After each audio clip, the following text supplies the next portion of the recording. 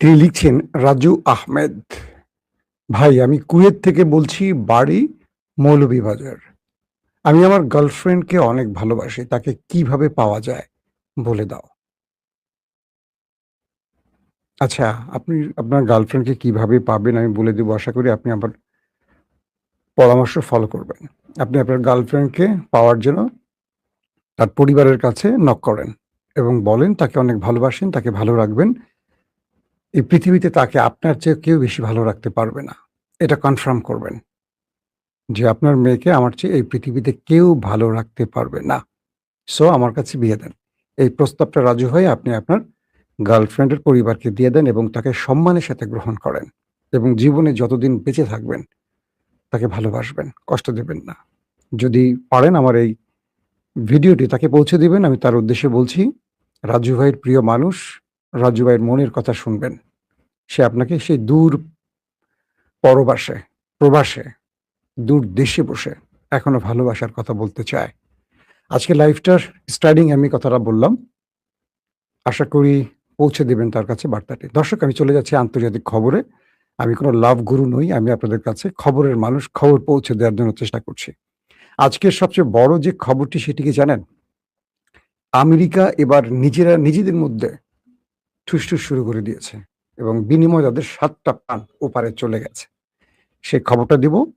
পাশাপাশি আরো বেশ কিছু গুরুত্বপূর্ণ খবর আসছে। সেটা হলো পাকিস্তান ইরানের সাথে যে বৈঠকটি করছে সেখান থেকে কিছু ভালো রেজাল্ট আসছে এবং বলা হচ্ছে সমঝোতা স্মারকের সময়সীমা ঘনিয়ে আসায় মধ্যস্থতাকারীরা যুক্তরাষ্ট্র ইরানের আলোচনার জন্য বারবার চাপ দিচ্ছে এবং খুব শীঘ্রই ৬০ দিনের একটা যুদ্ধবিরতি প্রস্তাব সাইন হতে যাচ্ছে। দর্শক, আসেন কয়েকটা গুরুত্বপূর্ণ খবর দেই, তারপর সবগুলো খবর একসাথে আপনাদের দেবার চেষ্টা করব।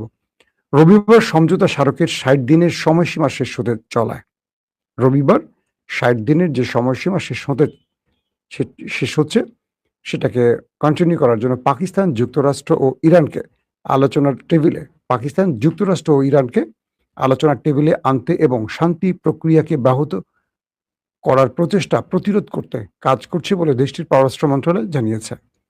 যুক্তরাষ্ট্র ইসরায়েল যুদ্ধ বন্ধ এবং হরমুজ প্রণালীর অবরোধ মুক্ত করার মধ্যস্থতা প্রচেষ্টার অংশ হিসেবে ইরানি কর্মকর্তাদের সঙ্গে আলোচনার জন্য পাকিস্তানের স্বরাষ্ট্রমন্ত্রী মহসিন নাকভি ইরান সফর করেছেন। দর্শক,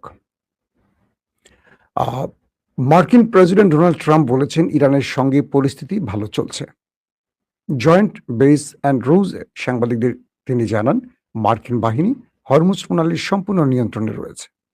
এটি হলো একটি খবর। পাশাপাশি মক্কা চুক্তির যে দৃষ্টিভঙ্গি, অর্থাৎ সৌদি, তুরস্ক এবং পাকিস্তানের বাইরে এটি আরো বিস্তৃত হওয়ার সুযোগ রয়েছে বলে এরদোয়ান জানিয়েছেন। রজব তাইয়্যিব এরদোয়ান বলেছেন, মক্কা যৌথ প্রতিরক্ষা চুক্তিটি সম্মিলিত প্রতিরোধের নীতির উপর ভিত্তি করে নির্মিত, যার লক্ষ্য হল এর সদস্য দেশগুলোর মধ্যে নিরাপত্তা ও প্রতিরক্ষা সহযোগিতা গভীরতর করা এবং একই সঙ্গে আঞ্চলিক স্থিতিশীলতার অবদান রাখা। রাষ্ট্রপতি এরদোয়ান আরো বলছেন, মক্কা চুক্তিটির রূপরেখা শুধু তুরস্ক, সৌদি আরব ও পাকিস্তানের মধ্যেই সীমাবদ্ধ নয়। তিনি আঞ্চলিক দেশগুলোকে এই চুক্তির আওতায় আনার ইচ্ছা প্রকাশ করেছেন। অর্থাৎ আপনারা বুঝতে পারছেন যে সাম্প্রতিক সময় সৌদি, তুরস্ক এবং পাকিস্তানের মধ্যে যে একটি চুক্তি হয়েছে, সামরিক চুক্তি, এক দেশের উপর হামলা হলে আরেক দেশ ঝাঁপিয়ে পড়বে, অনেকটা ন্যাটোর মতো। এরদোয়ান সেটাকে ইঙ্গিত করছেন যে এটি শুধু ৩টি দেশের মধ্যে থাকবে না, এটি আরো বৃহৎ পরিসরে আরো আঞ্চলিক রাষ্ট্রগুলোকে নিয়ে গঠিত হতে পারে। প্রকৃতপক্ষে আমাদের এই রূপকল্প ৩টি দেশের মধ্যে সীমাবদ্ধ থাকবে না। আমরা এটিকে আরো প্রসারিত করতে চাই এবং সম্ভব হলে একদিন এই অঞ্চলের সব দেশকে এই কাঠামোর আওতায় আনতে চাই, এটা এরদোয়ান বলছেন। দীর্ঘস্থায়ী আঞ্চলিক স্থিতিশীলতা অর্জনের পথে এটি হবে অন্যতম গুরুত্বপূর্ণ একটি পদক্ষেপ। অন্যতম প্রধান আরবি সংবাদপত্র আশাক আল আওসাদকে দেয়া এক সাক্ষাৎকারে এরদোয়ান এসব কথা বলেছেন। এরদোয়ান বলেছেন, যদিও যুক্তরাষ্ট্র ইরান উত্তেজনা আঞ্চলিক ঘটনাবলীর জন্য গুরুত্বপূর্ণ, তবে মক্কা যৌথ প্রতিরক্ষা চুক্তিকে কেবল এর প্রতিক্রিয়া হিসেবে দেখা উচিত নয়। তিনি আরো বলেন, এ ধরনের ব্যাখ্যা আমাদের দেশগুলোর নীতি ও উদ্দেশ্যকে সঠিকভাবে বুঝতে ব্যর্থ হবে। এই চুক্তি কোনো দেশের জন্য হুমকি নয়। এরদোয়ান বলছেন, আমাদের অঞ্চলে শান্তি, সমৃদ্ধি ও স্থিতিশীলতা কামনা করে এমন সকল ভ্রাতৃপ্রতিম দেশ এতে অংশগ্রহণ করতে পারে। এরদোয়ান বলেন, এই চুক্তির পেছনে একটি ইতিহাস রয়েছে। তিনি অন্যান্য স্বাক্ষরকারী এবং অন্যান্য আঞ্চলিক দেশগুলোর সঙ্গে অনেক দীর্ঘ সময় ধরে চলমান আলোচনার কথা উল্লেখ করেন। অঞ্চলের শান্তি, স্থিতিশীলতা ও নিরাপত্তা জোরদার করার লক্ষ্যে আঞ্চলিক দেশগুলোর সঙ্গে নিয়মিত পরামর্শ বজায় রাখার বিষয়ে তার মন্তব্যের কথা উল্লেখ করে এরদোয়ান বলেন, আঙ্কারা এ ব্যাপারে যথাযথভাবে কাজ করে যাচ্ছে। আমরা জানি এই অঞ্চলের সমস্যার সমাধানের প্রচেষ্টার বাইরে থেকে চাপিয়ে দেওয়ার ব্যবস্থাপত্রগুলো কি ধরনের বিপর্যয় ডেকে এনেছে। এই কারণে তুরস্ক সবসময় এমন একটি নীতি অনুসরণ করে আসছে যার লক্ষ্য হলো আঞ্চলিক দেশগুলোর ইচ্ছা ও সম্মিলিত প্রজ্ঞাকে নির্ণয় করে তোলা। তিনি বলেন, এই চুক্তিটি পরিবর্তিত আঞ্চলিক পরিস্থিতির প্রতিক্রিয়ায় একটি কৌশলগত সংকল্পের প্রতিফলন এবং এই ত্রিপাক্ষিক ব্যবস্থাটি দৈনন্দিন ঘটনাবলীর প্রতিক্রিয়া নয়। আমরা একটু এই বিষয়টা একটু আপনাদের যদি আলোচনাকার বুঝিয়ে দেওয়ার চেষ্টা করি, সেটা হলো অনেকেই বলছেন এটা ইরানের বিপক্ষে, অনেকে বলছেন আমেরিকার বিপক্ষে এই মানে এই সামরিক চুক্তিটি। এরদোয়ান এটাকে ইঙ্গিত করছেন যে এমন কোনো বিষয় নয় এটি। নিজেদের আঞ্চলিক সমৃদ্ধি, নিরাপত্তা, নিজেদের বাণিজ্যিক বা সকল স্বার্থকে মাথায় রেখে এটি করা হয়েছে। তবে এরদোয়ানের সঙ্গে এটিও বলছেন যে আমাদের প্রতিবেশী দেশ হতে পারে, এখানে ইরানও সম্পৃক্ত হতে পারে, এখানে বাংলাদেশও সম্পৃক্ত হতে পারে, এখানে মালয়েশিয়ার মতো দেশ সম্পৃক্ত হতে পারে। অর্থাৎ বাকি যে মুসলিম দেশগুলো আছে তারা এই শর্তগুলো মেনে বা যেই বিষয়গুলো নিয়ে এই মক্কা চুক্তিটি হয়েছে তার যে ক্রাইটেরিয়া গুলো আছে তারা ধারণ করলে সবার মধ্যে এই ঐক্যটি হতে পারে বলে এরদোয়ান স্পষ্ট করেছেন।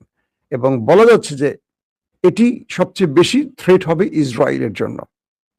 আমার মনে হয় না এটা ইরানের জন্য, এটা সম্পূর্ণ থ্রেট হবে ইসরায়েলের জন্য। অর্থাৎ ইসরায়েলের বিকল্প বা ইসরায়েলকে আগামী দিনে তার দখলদারিত্বের সামনে বাধা সৃষ্টি করতে মূলত মক্কা চুক্তিটি হয়েছে। আমরা এটা নিয়ে পরে আরো ডিটেইলস আলোচনা করব। দর্শক, পাশাপাশি আরো কয়েকটা গুরুত্বপূর্ণ খবর দিয়ে আমি মূল শিরোনামে যাব। আপনাদেরকে আমি এই সময়টা খুব লম্বা সময় আটকে রাখতে চাই না। আচ্ছা, এখন যে বিষয়টি আপনারা জানার জন্য বসে আছেন, শিরোনামের যে খবরটি দেখতে চান, মার্কিন যুক্তরাষ্ট্রের আব্রাহাম লিঙ্কন একটা সবচেয়ে বড় যে রণতরী, জানেন যে এটার মধ্যে ইরান হিট করেছিল, সেই রণতরীটি এখন ইরানের উপর হামলায় প্রস্তুতি নিয়ে বসেছিল। অর্থাৎ ইরানের সাথে যে লড়াইটা শুরু হচ্ছিল আমেরিকার মধ্যে, প্রায় 271 দিন আব্রাহাম লিঙ্কন সাগরে রয়েছে। এটার মধ্যে যে ক্রুরা রয়েছেন, নাবিকরা রয়েছেন, সেনারা রয়েছেন, তারা 271 দিন এই জাহাজটির মধ্যে আছেন এবং তারা এই জাহাজটির মধ্যে লম্বা সময় পানির মধ্যে আটকা থেকে একটা মানুষের যে মৌলিক অধিকারগুলো থাকে, মানুষের স্বাভাবিক জীবনের যেই চাহিদাগুলো থাকে, সবগুলো থেকে বিচ্ছিন্ন হয়ে একটি জাহাজের মধ্যে পানিবন্দী হয়ে আছেন, যার ফলে তাদের মধ্যে মানসিক সমস্যা সৃষ্টি হয়েছে। বলতে পারেন অনেকেই অ্যাবনর্মাল হয়ে যাচ্ছেন, অনেকে এখানে পাগল হয়ে যাচ্ছেন, অনেকে বেসামাল হয়ে যাচ্ছেন। এবং আজকে যেটি হয়েছে, নিজেরা নিজেদের মধ্যে গোলাগুলি করে 7 জনকে মেরে ফেলছে। 7 জন মার্কিন সেনা প্রাণ হারিয়েছে। বুঝতে পারছেন? 7 জন মার্কিন সেনার এই সংবাদটি খুব ছোট নয়, নিচু একটা ছোট্ট গল্প বলা যায় না, এটা অনেক বিশাল কিছু। এবং সামনের দিনগুলোতে আমেরিকা অনেক বড় থ্রেটে পড়ে যাচ্ছে, এটা স্পষ্ট করে আমরা বলতে পারি। অর্থাৎ আব্রাহাম লিঙ্কনের একটা বিষয় দেখবেন, যে সেনারা আছেন 271 দিন, তারা সঠিক সময় ঘুমোতে পারেন না, তাদের বাথরুম ঠিক মতো হয় না, কারণ সেখানে একটা নির্দিষ্ট দ্বীপের মধ্যে যেন আটকে আছেন। লিমিটেড সবকিছু, খাদ্য লিমিটেড, জীবন লিমিটেড, সব লিমিটেড। একটা পুরুষের যে জৈবিক চাহিদা থাকে, শারীরিক চাহিদা থাকে, সেটা মেটাবারও কোনো ব্যবস্থা থাকে না। একেবারে মানে সহজ বাক্যে বুঝিয়ে দেই, তারা তাদের বন্ধুদের দেখতে পায় না, পরিবারকে দেখতে পায় না, সন্তানদের দেখতে পায় না, পিতামাতাকে দেখতে পায় না। জাস্ট একটা জাহাজের মধ্যে রুটিন ওয়ার্ক লাইফটা কাটে। সকালে উঠে এটা করো, এটা করো, এটা করো, এটা করো, এখানে খাও, এই টাইমে খাও, এখানে ঘুমাও, জাস্ট একটা রুটিনের মধ্যে আটকে থাকে। তারপর দেখা যায় যে ঠিক মতো ঘুমোতে পারে না। এতটা অবসাদ নিয়ে কেউ আসলে ঘুমোতেও পারে না। সকল কিছু মিলে তারা এক প্রকার মানে আমেরিকার প্রশাসনের উপর বা আমেরিকার এই যুদ্ধ ব্যবস্থা বা আমেরিকার এই গোয়ার্তুমির কারণে সৈন্যদের জীবনে যে নাভিশ্বাস উঠে গেছে, এখান থেকে বাঁচার জন্য নিজেরা নিজেদের উপর গুলি চালিয়ে ৭ জনকে মেরে দিয়েছে। এবং বলা হচ্ছে যে এখানে আরো বড় ঘটনা ঘটতে পারে এবং অন্যান্য এয়ারক্রাফটেও এরকম ঘটনা ঘটতে পারে। যেটা এই ঘটনাটা মার্কিন পুরো প্রশাসনের উপর ব্যাপক চাপ সৃষ্টি করেছে। কারণ ট্রাম্প প্রশাসন ইরানের বিরুদ্ধে এই যুদ্ধটা করতে এসে এখন পর্যন্ত কিচ্ছু ঘরে তুলতে পারেনি। ট্রাম্প নিজে বা তার জামাতা বা তার বন্ধুরা কিছু শেয়ার বাজারে কারসাজি করতে পেরেছে। এটা তার ব্যক্তিগত অর্জন, কিন্তু আমেরিকার কোনো অর্জন নেই। এই যুদ্ধে নেমে ইসরায়েল আমেরিকাকে প্রতি পদে পদে ক্ষতিগ্রস্ত করেছে, কিন্তু ইসরায়েল তার স্বার্থ পূরণ করতে গিয়ে আমেরিকাকে ব্যবহার করে হয়তোবা ইসরায়েলে কিছু লাভ তোলার চেষ্টা করছিল, কিন্তু সেটাও পারেনি। কারণ ইরানে দুটো দেশকে কোনোভাবেই তার ঘরে লাভ তোলার সুযোগ করে দেয়নি। মার্কিন বিভিন্ন গণমাধ্যম বলছে যে এই আব্রাহাম লিঙ্কনের গোলাগুলিটি এতটা বিস্তৃত বা এতটা ভয়াবহ আকার ধারণ করেছে যে বাকিদের মধ্যে আতঙ্ক ছড়িয়ে পড়েছে। বাকিরা এখন একটা ট্রমাটাইজ অবস্থার মধ্যে আছে এবং অন্যান্য এয়ারক্রাফটের মধ্যে কি ঘটে বা যুদ্ধ জাহাজগুলোর মধ্যে কি ঘটে, এটা এখন আমেরিকার জন্য টেনশনের কারণ হয়ে গেছে। সবকিছু মিলে আমেরিকা ইরানের কাছে তার যে নৈতিক পরাজয় ঘটে গেছে, এটি একটি তার প্রমাণ। পাশাপাশি সাম্প্রতিক সময় ইরান মার্কিন স্বার্থ সংশ্লিষ্ট বেশ কয়েকটি জাহাজকে টার্গেট করে অ্যাটাক করেছে। আমেরিকা কিন্তু পাল্টা জবাব দেয়নি। পাশাপাশি শুধু তাই নয়, গত কয়েকদিন ধরে ট্রাম্প ইরানকে শেষ করে ফেলবো, মুছে ফেলবো, নিশানা মুছে ফেলবো, মাটির সাথে মিশিয়ে দিব যে অ্যাগ্রেসিভ বক্তব্য, সেটা পরিহার করেছে। মানে ট্রাম্পের কণ্ঠটা এখন ছোট হয়ে গেছে। তিনি ইরানকে আর বড় কোনো হুমকি ধমকিও দিতে পারছেন না, দিচ্ছেনও না প্রতিদিন আগে যেটা করতেন। কিন্তু ইরান আরো বড়সড় ভাবে আমেরিকাকে বরং ধাক্কা দিয়ে কথা বলছে, হিট করছে। এবং দেখা যাচ্ছে হরমুজে মার্কিন স্বার্থ শ্লিষ্ট জাহাজগুলোকে টার্গেট করে হিট করছে, গতকালকেও হিট করেছে।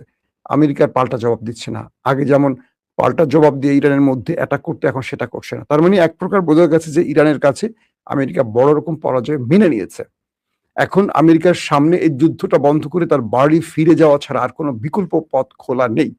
এবং যদি এই যুদ্ধটা আরো দীর্ঘ হয়, ইরান তো নিজের অঞ্চলে বসে আছে এবং ইরানের সেনাদের মধ্যে সেই সক্ষমতা বা সেই কি বলে, এটা তো ইরানের সার্বভৌমত্ব রক্ষার লড়াই। কিন্তু আমেরিকার এটা তো সেই লড়াই না। কোনো লড়াইতে যদি একটা মানে আদর্শিক ব্যাপার না থাকে, আমেরিকা এখানে আসছে অন্যের প্রক্সি হয়ে, ইসরায়েলের প্রক্সি হয়ে। এখানে আমেরিকার কোনো স্বার্থ খুঁজে পাওয়া যাচ্ছে না। তো এখানে আমেরিকান সেনাদের মধ্যে সেই কি বলবো লড়াইয়ের মানসিকতাটা প্রবলভাবে নেই। সবকিছু মিলে আমেরিকা এখন একটা বড় রকম মাইনকা চিপে আটকে গেছে। দ্রুত এই যুদ্ধ বন্ধ করে বাড়ি ফেরা ছাড়া আমেরিকার আর কোনো পথ খোলা নেই। যদি এভাবে অব্যাহত থাকে, আগামী দিন আমেরিকা নিজেরা নিজেদের মধ্যে আরো বড় রকম কোনো সংঘর্ষ দেখবে, বড় অঘটন দেখবে এবং হতে পারে আমেরিকার ইতিহাসে নতুন কোনো ঘটনা আমেরিকা নিজেরাই নিজেদের মধ্যে ঘটিয়ে দেবে। তো ইতিমধ্যে যে বিষয়গুলো হয়েছে, মার্কিন সেনারা যারা বিভিন্ন মানে লম্বা সময় ধরে সাগরে আটকা পড়ে আছে, তারা তাদের পরিবারের কাছে যেতে চাইছে, স্ত্রী সন্তানদের কাছে ফিরতে চাচ্ছে, তারা একটা স্বাভাবিক জীবন চাইছে। লম্বা সময় এই মানে কঠিন দুঃসময় থেকে বা এই ভয়ঙ্কর সময় থেকে পার পেতে চাচ্ছে, আর সেটা না পেরে নিজেরা নিজেদেরকে শেষ করে ফেলছে। এখন ট্রাম্প প্রশাসন